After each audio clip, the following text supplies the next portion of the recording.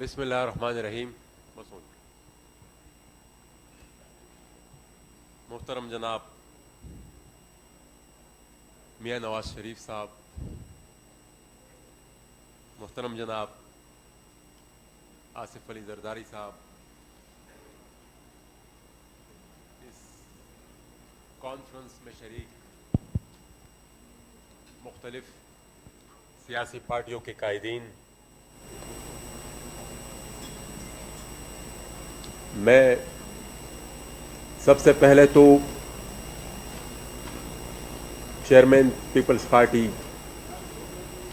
جناب بلاول بھٹو زرداری صاحب کا بہت مشکور ہوں کہ انہوں نے ہمیں دعوت دی. میرے خیال میں اس کانفرنس کے آغاز میں ہی جو ہمارے دو قائدین ہیں آصف زرداری صاحب نے اور پھر میاں نواز شریف صاحب نے اتنی تفصیلی گفتگو رکھی کہ اب مزید کچھ کہنے کی اور وضاحت کی پر گنجائش بھی نہیں رہ پاتی.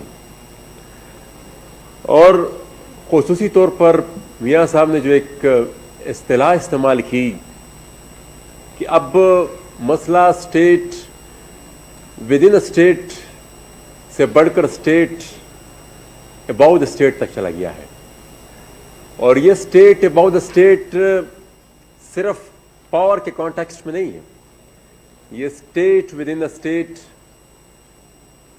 معاشی طور پر بھی بنتے جا رہے ہیں یہ لوگ.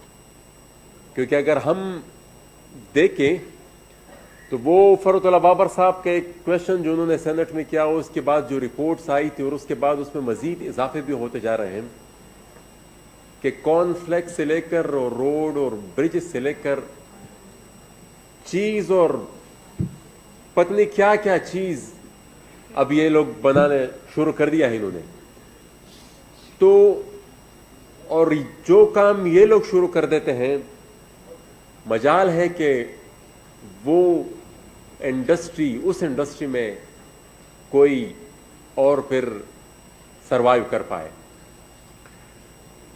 ہمیں سب سے پہلے تو یہ ایکسیپٹ کرنا ہوگا کہ ہم اس وقت ایک اسٹیٹ آف مارشل لاء میں ہیں، بلکہ میرے خیال میں یہ مارشل لاء سے بھی ایک بدترین دور ہے جس سے ہم گزر رہے ہیں.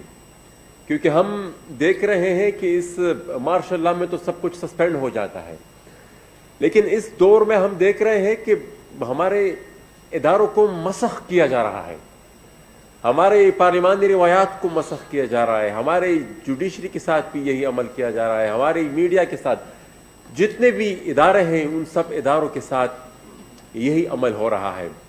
تو میرے خیال میں سب سے پہلے تو یہ ایکسیپٹ کرنا چاہیے کہ یہ مارشل لاء ہے اور یہ جمہوریت ہے ہی نہیں. اور یہ جو تحریک اب شروع ہوگی، میری تجویز یہ ہے ایک ادنا سے پولیٹیکل ورکر کی حیثیت سے، یہاں پر میرے کافی بڑے مشران اور سیزنڈ پولیٹیشینز ہیں، میری ریکویسٹ یہ ہوگی کہ جو بھی تحریک چلے اس کا نام ہی ہم تحریک بحالی جمہوریت رکھ دیں، کیونکہ ہمیں سب سے پہلے جمہوریت کو ریسٹور کرنا ہوگا، اس کے بعد ہی پھر ہم آگے کی طرف چل سکیں گے.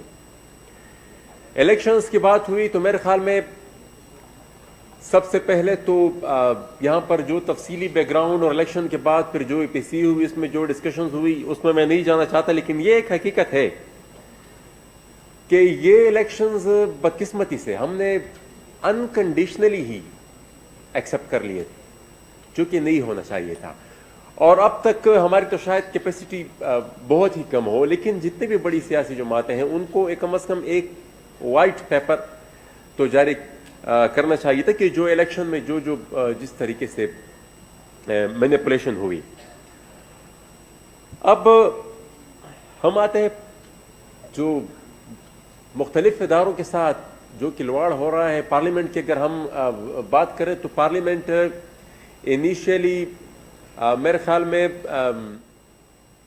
جو حکومت ہے یہاں پر پاکستانی میڈیا کو آپ اس کو اسٹیبلشمنٹ کہیں، فوج کہیں، جو بھی کہیں، لیکن وہاں سے ان کو یہ انسٹرکشن ملا کرتی تھی کہ آپ نے حکومت پر تنقید نہیں کرتی اور مثبت رپورٹنگ کرنی ہے. لیکن رفتہ رفتہ وہ انکروچمنٹ ہوتی گئی، اور اب تو وہ اتنی حد تک انکروچمنٹ کر رہے ہیں کہ ایجنڈا جو ہمارا ہے وہ ایجنڈا ہمارا پارلیمنٹ میں بنتا ہی نہیں ہے. وہ ہماری جو پارلیمنٹ کا ایجنڈا ہے وہ یا پتہ نہیں کہ وہ پارا سے آتا ہے، جی ایچ کیو سے آتا ہے، پتہ نہیں کہاں سے آتا ہے، لیکن وہ کم از کم پارلیمنٹ میں نہیں بنتا. 11th آور تک جب ہمارا اجلاس شروع ہو کسی کو کچھ پتہ نہیں ہوتا کہ آج کے ایجنڈے میں کیا ہوتا ہے. رات کے 12 بجے مطلب نہ پوری اسمبلی سیکریٹریٹ کو پتہ ہوتا ہے، کسی کو پتہ نہیں ہوتا، اور اسمبلی کا اجلاس کال کر دیا جاتا ہے، اور پھر جو ایجنڈے پر آتا ہے اس کا بھی کسی کو کوئی علم نہیں ہوگا کل کے ایجنڈے میں کیا ہوگا. اور یہ جو انکروچمنٹ ہو چکی ہے بدقسمتی سے، اور انکروچمنٹ انہوں نے اس لیے کرنی تھی کہ وہ اپنی مرضی کی حکومت لے آئے تھے، اور اسی مقصد کے لیے وہ لائے تھے. اب اس انکروچمنٹ کو رول بیک بھی کرنا ہوگا، اور یہ کوئی اتنا آسان کام نہیں ہوگا، کیونکہ یہ ہمارے بھائی صاحبان جو جگہ ایک دفعہ میرے خیال میں جس پر قبضہ کر لیتے ہیں وہ پھر بڑی مشکل سے اس کو چھوڑتے ہیں. تو اس کے بارے میں بھی کوئی اسٹریٹجی بنانی ہوگی. جوڈیشری مطلب پورا کا پورا پارلیمنٹری پروسیس ہی بلڈوز کر دیا جاتا ہے. اب پچھلے دنوں جو سین ہوا، مطلب بل پاس ہو رہے ہیں، مطلب وہ ایک معمولی سی ریکویسٹ جو تھی اپوزیشن کی کہ بھائی آپ ریکاؤنٹ کریں، تو وہ تو جمہوری پروسیس کا بنیادی حصہ ہے. وہ ریکاؤنٹ پر بھی وہ جو اسپیکر صاحب تھے وہ ایگری نہیں ہو رہے تھے. تو مطلب یہ تو کل کو شاید ایک ایسی لیجسلیشن بھی آئے جس میں مخالفت میں 100 ووٹ ہو اور اس کے فیور میں 30 ووٹ ہو، لیکن وہاں سے اوپر اسپیکر صاحب کہہ دے کہ نہیں، یہ جو 30 ہے یہ زیادہ ہے، اور یہ جو 100 ہے یہ کم ہے. تو یہ جب میں شروع میں جیسا میں نے کہا کہ یہ جمہوریت ہے ہی نہیں. جمہوری اقدار میں، جمہوری روایات میں اس طرح نہیں ہوتا. ساتھ ہی ساتھ اگر ہم جوڈیشری کی بات کریں تو جوڈیشری میں یہاں پر فائز عیسی صاحب کی بات ہوئی کہ کس طریقے سے پھر اس کو یہ مختلف اداروں کے ذریعے پہلے ایک ریفرنس بھیجا گیا، پھر ریفرنس کے بعد اس کا کیس کہیں اور بھیج دیا گیا. میرے خیال میں ہماری سیاسی قوتوں کو فائز عیسی صاحب کے ساتھ اس کے ساتھ سٹینڈ لینا چاہیے تھا. اس طریقے سے ہم نہیں کھڑے ہوئے ان کے ساتھ جس طریقے سے ہمیں فائز عیسی کو سپورٹ کرنا چاہیے تھا. کیونکہ یہ اگر وہ پھر اسی طرح کے چند ہی مطلب کریڈیبل لوگ اگر آئسولیٹ ہوتے رہے اور وہ پھر ان کو نشانہ بنایا جاتا رہا تو پھر میرے خیال میں پھر یہ لوگ ختم ہوتے جائیں گے. اسی طرح ہمارا پشاور ہائی کورٹ کے چیف جسٹس صاحب ہیں وقار سیٹھ صاحب، ان کا بھی یہی سین ہے. انہوں نے پرویز مشرف کے کیس میں ایک فیصلہ سنایا، اور اس فیصلے کی پاداش میں ان کی جو ایلیویشن تھی سپریم کورٹ میں اس کو بلاک کر دیا گیا، اور ان سے کئی گنا جونیئر جج صاحب کو لاہور ہائی کورٹ سے پروموٹ کر کے سپریم کورٹ کا جج بنا دیا گیا. اچھا، میڈیا کی جب ہم بات کریں تو میڈیا پر بھی میرے خیال میں وہ پی ٹی وی کا زمانہ جب تھا شاید اس سے بھی ہم ایک بدترین دور سے اب گزر رہے ہیں، کیونکہ جو سینئر اینکر جو سوالات اٹھاتے ہیں ان کو نوکری سے فارغ کر دیا جاتا ہے. جو صحافی حضرات سوشل میڈیا کا استعمال کرتے ہیں ان کو بھی مطلب پہلے یہ طریقہ واردات ہوا کرتی تھی کہ ان کو نوکری سے نکال دیا جاتا تھا. اس کے بعد اب ایک دوسری طریقہ واردات ہے کہ ان کے اوپر ان کو اٹھا لیا جاتا ہے، جس طرح کہ مطیع اللہ جان صاحب کے کیس میں تھا، اور یا ان پر سیڈیشن کے کیسز بنائے جاتے ہیں جس طرح کہ ابصار عالم صاحب کے کیس میں تھا یا ستور کے کیس میں تھا. اور ساتھ ہی ساتھ ہماری خواتین جو جرنلسٹ ہیں ان کو انتہائی ہی نامناسب سوشل میڈیا کمپینز چلائی جاتی ہیں، ان کو بھی ہراسمنٹ کا سامنا کرنا پڑتا. اور پچھلی دنوں ہماری ہیومن رائٹس کمیٹی میں جو چیئرمین صاحب بھی اس کو چیئر کر رہے تھے، تو وہ اس میں جتنے بھی تقریباً ہماری خواتین جرنلسٹ آئی انہوں نے سب نے تقریباً میجورٹی کا اوپینین ہی یہی تھا کہ میجورٹی یہ جو لوگ یہ جو ایبیوزرز ہیں ان کا تعلق حکمران جماعت سے ہے. اور حکمران جماعت اور یہ جو ایک دوسرا ادارہ یہ آئی ایس پی آر والے یہ تقریباً ملی بھگت سے ہی اکثر کام کرتے رہتے ہیں. وہ اگر کسی کی ٹرولنگ کرنی ہو, کسی کے خلاف کمپین چلانا ہو تو وہ اس میں ان کا ایک الائنس قسم کا بھی موجود ہے. اچھا یہی سین پولیٹیکل ورکرز کے خلاف بھی ہے کہ ان کو مختلف طریقوں سے روکنے کی کوشش کی جاتی ہے. جو لیڈرشپ ہے ان کے خلاف کیسز بناتے ہیں, یا جو پولیٹیکل ورکرز ہیں ان کو جتنے بھی قوانین ہیں ان کو بطور ہتھیار ان کے خلاف استعمال کیا جاتا ہے. کسی کے اوپر دہشت گردی کا مقدمہ ڈالتے ہیں, کسی کے اوپر سائبر کرائم کے تحت مقدمہ ڈالتے ہیں. اور اب تو پھر سے یہ بات شروع ہو گئی ہے کہ کوئی گمنام قسم کا بندہ اٹھتا ہے پنڈی میں یا کسی اور جگہ پر, ایک درخواست جمع کرا دیتا ہے کہ فلانا نے ایک ادارے کی بدنامی کی اور روز کے خلاف پھر ایف آئی آر درج ہو جاتی ہے. وہ پھر بیچارہ مارا اپنی ضمانتوں کے لیے پھرتا رہتا ہے. اچھا جیسا اگر ایک طرف ملک اپنے بدترین معاشی صورتحال سے گزر رہا ہے تو دوسری طرف انسانی حقوق کا بھی یہی حال ہے. میرے خیال میں انسانی حقوق کے لحاظ سے بھی ملک بدترین دور سے گزر رہا ہے. انفورس ڈس اپیرنسز ابھی تک جاری ہے, لوگ غائب ہو رہے ہیں. اور جس طرح پاکستان کے بننے سے پہلے انگریزوں نے ہمیں آئسولیٹ رکھا اور اسپیشل لاس کے تحت ہمیں وہ ٹریٹ کرتے رہے, وہی سسٹم ابھی تک جاری ہے. ہم یہاں پر رونا روتے ہیں کشمیر کا کہ 5 اگست 2019 کو ہم وہاں پر ہندوستان میں مودی نے زیادتی کر کے کشمیر کو زبردستی ہندوستان میں ضم کر دیا. اب اسی 5 اگست 2019 کو ہمارے صوبے میں جو ایک قانون صرف سابقہ فاٹا اور پاٹا تک محدود تھا, action in aid of civil power, اب وہاں پر ہندوستان وہ کام کر رہا ہے. یہاں پر ہمارے صوبے کے گورنر صاحب نے وہ جو قانون صرف فاٹا اور پاٹا تک محدود تھا وہ پورے صوبے میں لاگو کر دیا. اب وہ بنیادی انسانی حقوق کے ہی خلاف ہے. اور ہم آواز اٹھا رہے تھے, مطلب یہاں پر اپنے جو آئینی اور قانونی حقوق کی بات کر رہے تھے, اور یہاں پر دعوے ہوئے کہ بھئی ہم نے فاٹا کو خیبر پختونخوا میں مرج کر دیا ہے. جناب فاٹا کو خیبر پختونخوا میں نہیں, خیبر پختونخوا کو فاٹا میں مرج کر دیا گیا ہے, کیونکہ جو لا اسپیسیفک تھے اس علاقے کے لیے وہ پورے صوبے میں اس کو پھیلا دیا گیا. اچھا پھر اس قانون کو اسٹرائک ڈاؤن کیا تھا پشاور ہائی کورٹ نے, اس کو مطلب ultra vires of the constitution declare کر دیا کہ یہ بنیادی انسانی حقوق کے خلاف. اور اس ججمنٹ میں یہاں تک وہ چیف جسٹس صاحب نے کہہ دیا گیا کہ ان علاقوں کے لوگوں کے ساتھ تو ایسا رویہ رکھا گیا ہے جیسا کوئی اپنے دشمن کے ساتھ رکھتا ہو. اچھا پھر اس کے بعد وہ گورنمنٹ وہ پھر اسٹیٹ سپریم کورٹ چلے گئی. سپریم کورٹ میں وہ پھر اسٹے ہوا. پھر وہ جب میرے خیال میں کوسا صاحب اس بینچ کو ہیڈ کر رہے تھے, لیکن پھر وہ ان کے جانے کے ساتھ جب وہ بینچ ٹوٹ گیا تو وہ بھی ابھی تک کڈے لائن پڑا. تو اب ہمیں یہ نہیں معلوم کہ یہ کون سا قانون ہے وہاں پر, مطلب ایک لیگل ویکیوم قسم کی سچویشن ہے. اور ہمیں یہ نہیں پتا کہ مطلب اگر action of aid of civil power موجود ہے نہیں موجود, اگر نہیں موجود تو وہاں پر یہ انٹرمنٹ سینٹرز کس قانون کے تحت, اور یہ جو ان انٹرمنٹ سینٹرز میں وہ لوگ جو 8-10 سال سے بغیر کسی کورٹ کو فیس کیے, بغیر کسی پروسیکیوشن کو فیس کیے وہاں پر پڑے ہوئے ہیں, یہ کس قانون کے تحت ہے. اچھا سملر سچویشن بلوچستان کی بھی ہے. بلوچستان بھی ابھی تک جس طرح کہ فاٹا ایک نو گو ایریا ہے, سابقہ فاٹا ابھی تک ایک نو گو ایریا ہے. وہاں پر جب جتنے بھی مرج ڈسٹرکٹس میں کہوں گا اس پر وہاں پر ٹارگٹ کلنگز ہو رہی ہیں, وہاں پر کسٹوڈیل کلنگز بھی ہو رہی ہیں, اور ایک نہیں بار ہو رہی ہیں.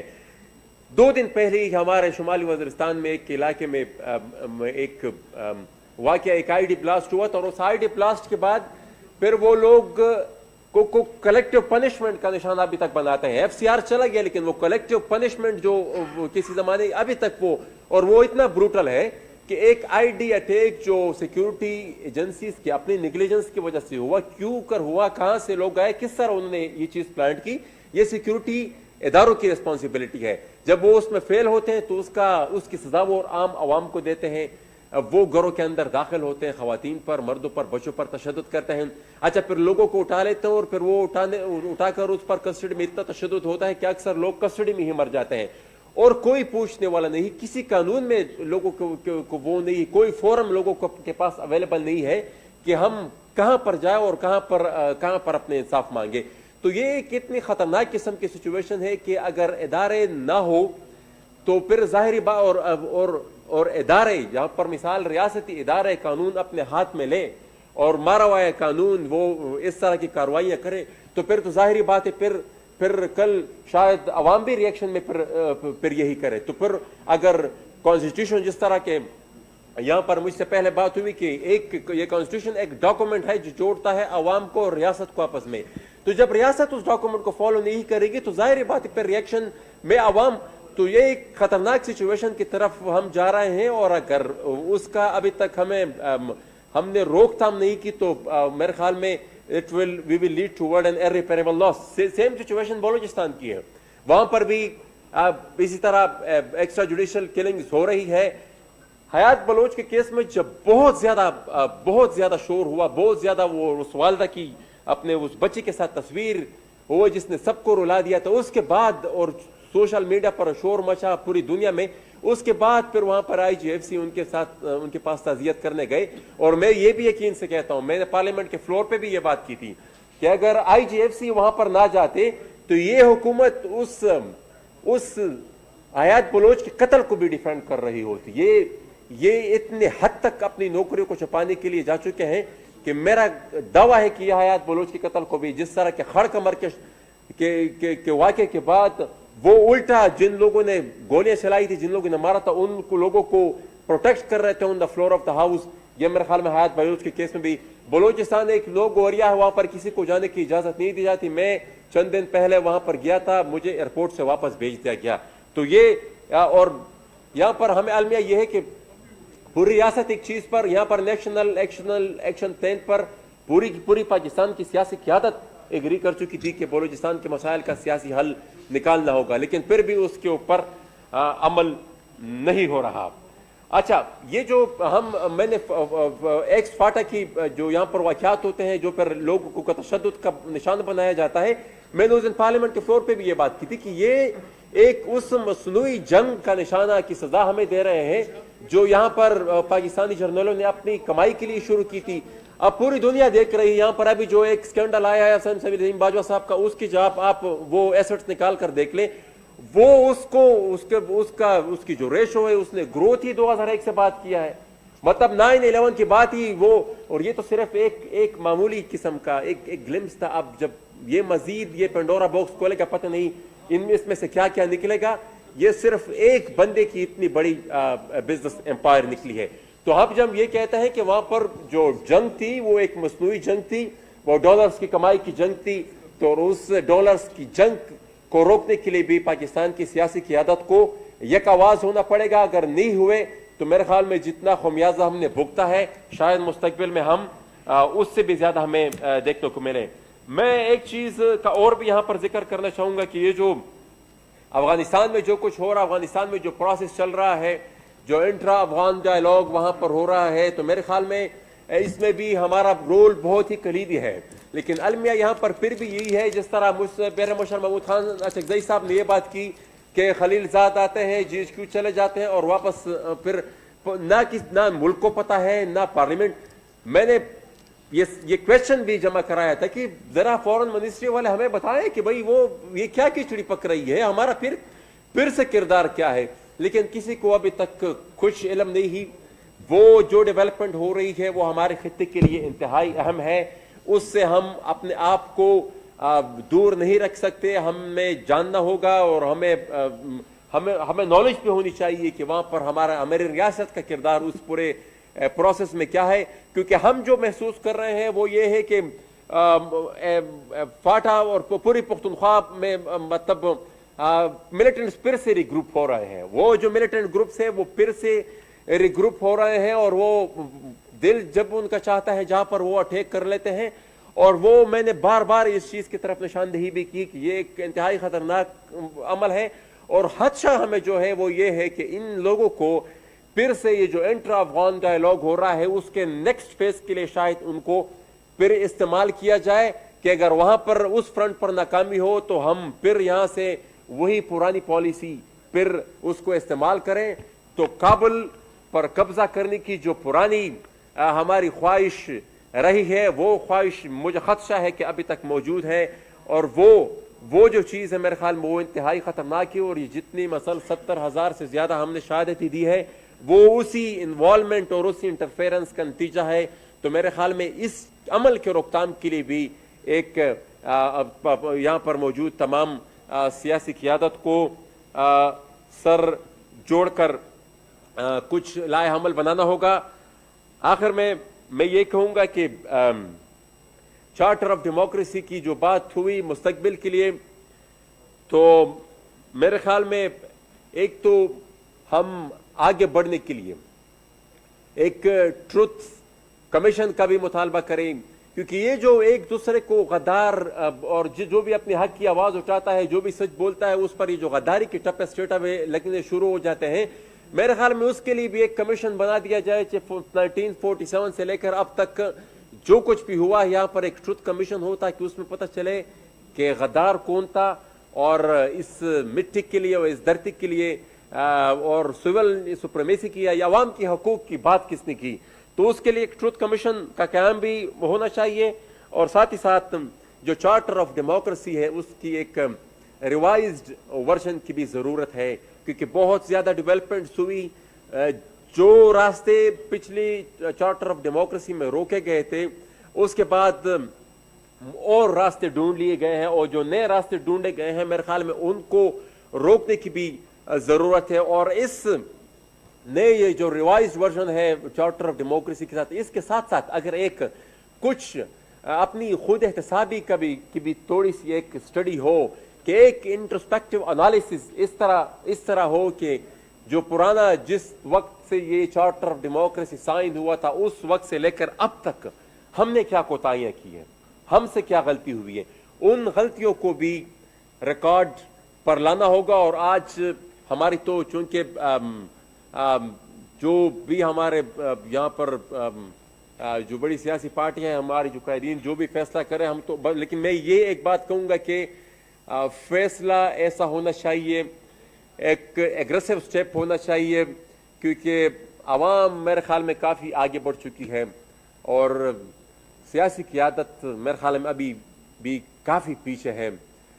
پھر ایسا نہ ہو کہ ہم پیچھے ہی رہ جائے اور ہماری عوام بہت ہی آگے بڑھ جائے. تو وہ پبلک جو سینٹیمنٹس ہے اس کو ایڈریس کرنے کے لیے کوئی ایگریسو لائحہ عمل آج ضروری ہے. اور میرے خیال میں جتنے بھی لوگ ہیں, چاہے لائرز ہیں, چاہے سول سوسائٹی, چاہے اسٹوڈنٹس ہیں, جو بھی ہے میرے خیال میں وہ سب تیار ہے اس پورے عمل کے لیے, کیونکہ وہ بھی اسی معاشرے کا اور اسی ملک کے حصہ ہے اور وہ سب کچھ فیل بھی کرتے ہیں.